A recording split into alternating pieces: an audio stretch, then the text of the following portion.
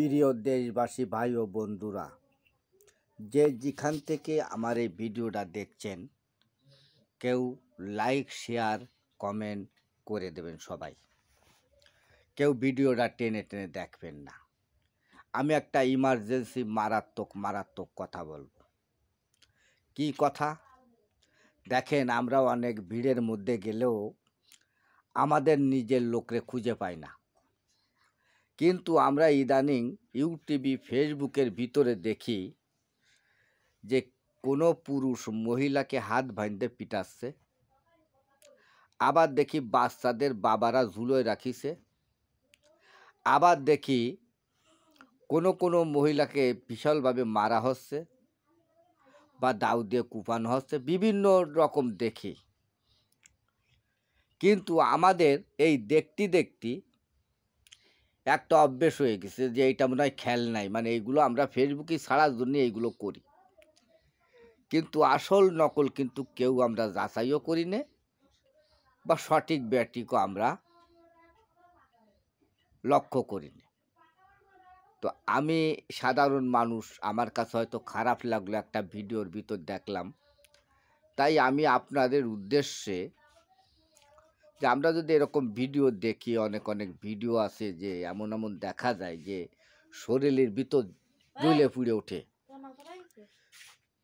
তো এইরকম যদি কেউ দেখেন, তাহলে অন্তত আমরা কিছু না পারি, যে এলাকার হোক সেই এলাকার প্রশাসনের মাধ্যমে বা কোনো সাংবাদিকের মাধ্যমে বা কোনো লোকের মাধ্যমে, চেয়ারম্যান মেম্বারের মাধ্যমে, যেন আমরা সেইটাকে ধরিয়ে দিতে পারি। যদিও অন্যায়, সেইটাও অন্যায় হয়।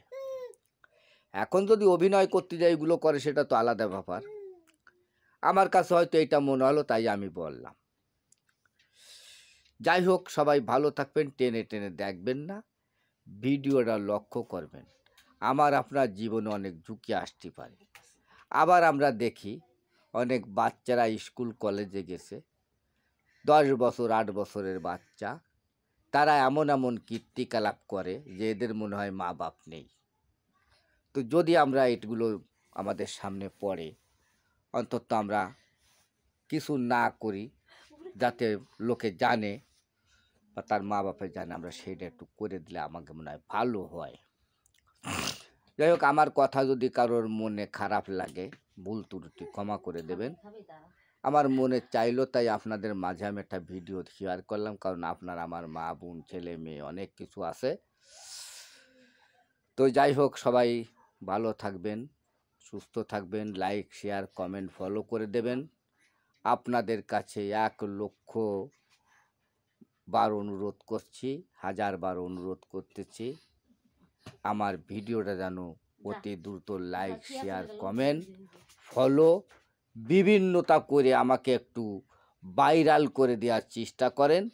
যদি এই রকম কথা শুনে ভিডিও ভালো লাগে, তো আমার ভিডিওটা দর্শকের কাছে পৌঁছায় দেবেন। যেহেতু আমি ভালো বললাম না মন্দ বললাম জানি না, যদি মন্দ বলি ক্ষমা করে দেবেন, সতর্ক করে দেবেন, যাতে আমি আর এগুলো না করি বলি। যাই হোক, সবাই ভালো থাকবেন, সুস্থ থাকবেন। আল্লাহ হাফেজ।